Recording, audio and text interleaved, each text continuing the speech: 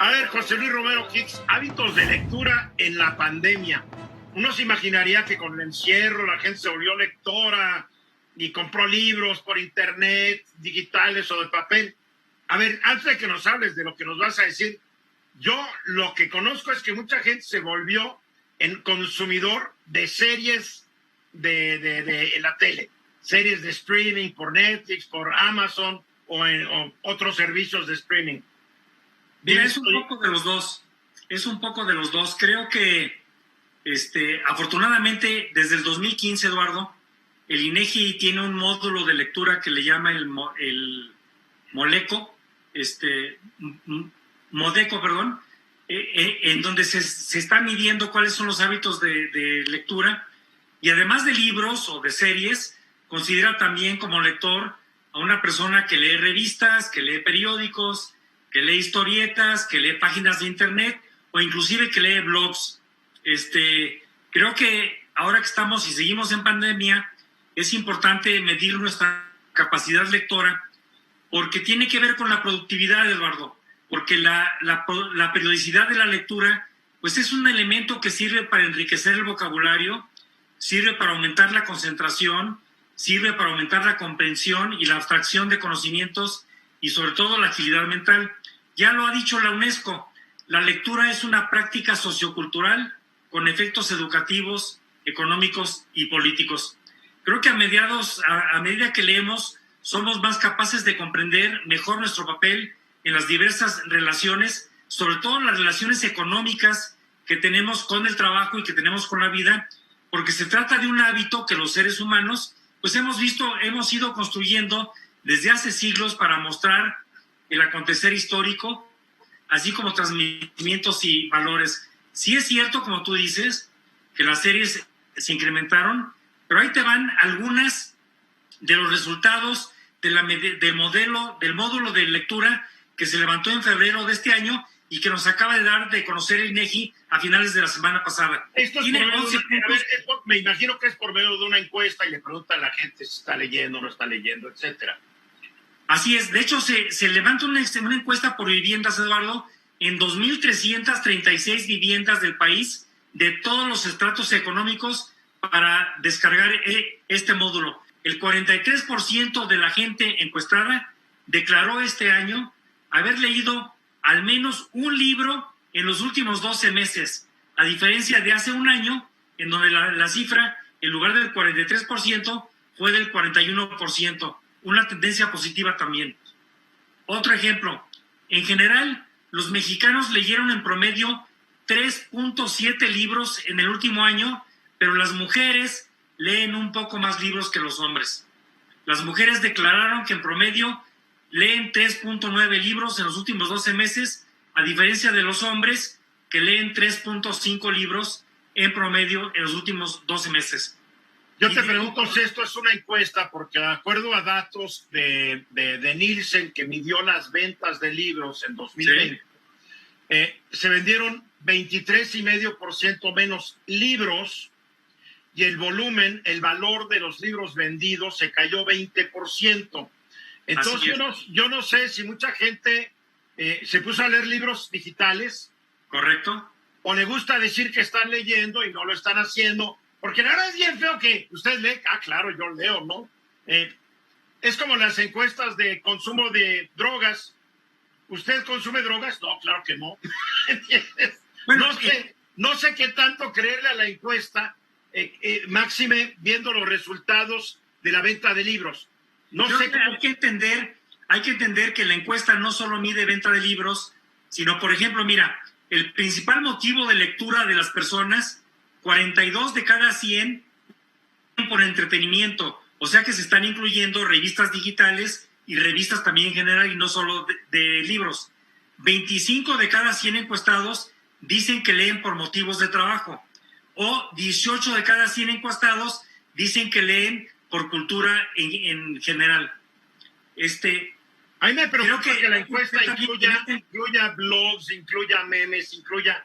es que yo me la vivo leyendo el Twitter. Pues digo, perdón, pero el Twitter no es lectura. Si lo incluyeron en esto, para mí pierde validez el estudio. Bueno, el Twitter en particular entra en la categoría de blogs y lo que la encuesta sí te dice es que conforme pasa el tiempo estamos leyendo menos periódicos, estamos leyendo menos revistas y estamos leyendo más páginas de internet, más foros y blogs. Qué preocupante, porque están llenos de desinformación, noticias falsas, que además encuestas también han demostrado que la gente le cree más a las noticias falsas que a las verdaderas. Hoy no duermo después de estos datos. Bueno, pues esos son algunos de los datos.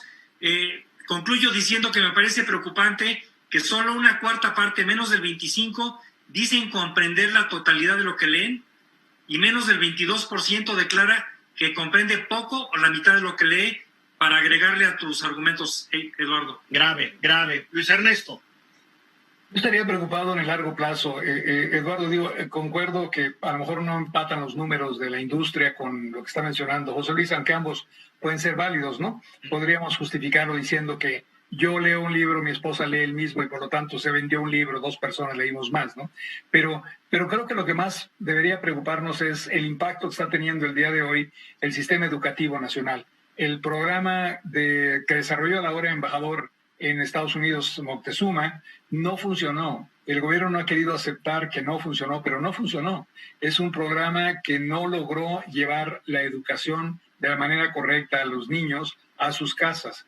Todo este año es un año para todo propósito práctico, particularmente en primaria y educación intermedia, perdido por estos niños. Entonces a mí sí me preocuparía muy en serio que buscara el gobierno, buscáramos nosotros, no sé, la manera de indicar que se requiere pensar en este año en que ojalá estemos regresando a las aulas, un programa no solo de lectura, en el sentido que estamos platicando, sino también de comprensión, porque lo que menciona José Luis es, yo creo que hasta más espantoso. Es decir, yo puedo leer, pero si no entiendo lo que leo, para todo propósito práctico, hay un verdadero problema que no tiene sentido ponerte a leer las letras de un papel. Lo importante es que entiendas, que comprendas el argumento, que veas lo que está ocurriendo. Entonces, mi preocupación hoy sería, si ya de por sí, como dice José Luis, tenemos un problema de comprensión en lectura, con lo que está ocurriendo en este año pandémico y un poquito más, México puede tener, como muchos otros países, pero a mí me preocupa México puede tener un verdadero problema de lectura, de comprensión en su niñez y en su juventud. Algo se tiene que pensar. La maestra Sánchez, hoy secretaria de Educación, tiene que pensar que este es un elemento esencial y no únicamente que hay que regresar a clases porque los niños tienen que ser atendidos en un lugar que no sea su casa, ¿no? Además, yo creo que para estos problemas se necesita una movilización de toda la sociedad. Yo quiero recordar el plan que creo que salió en el gobierno de Manuel Ávila Camacho, de que era que cualquier persona en esa época que supiera leer y escribir, adoptar a una persona para enseñarle a leer y escribir. Creo que fue una idea de no sé de quién, pero era una buena idea para la época. Si no mueves a toda la sociedad, el sistema educativo no va a poder con esto, ¿eh? Y es terrible porque estamos condenando a la ignorancia a una gran cantidad de niños, no porque no sepan leer, sino porque no entienden lo que leen. Sí. Carlos. Y el problema no es que estemos condenando a la niñez a la ignorancia, sino que ya está condenada a la ignorancia, porque desde hace muchos años el problema de la lectura en este país y el problema de la forma en que se educa en este país no es la adecuada. Por eso la conclusión de José Luis, de que muchos leen, pero no entienden. Y ese es el problema.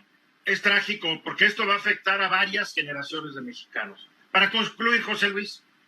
A mayor lectura, mayor productividad, mayor salario, y esta es una reforma pendiente que tenemos. Yo diría que a mayor lectura eres un mejor ser humano. Mayor libertad. La verdad. Tú eres un utilitarista, José Luis. Vamos a los mensajes. Esta fue una producción de Grupo Fórmula. Encuentra más contenido como este en radioformula.mx.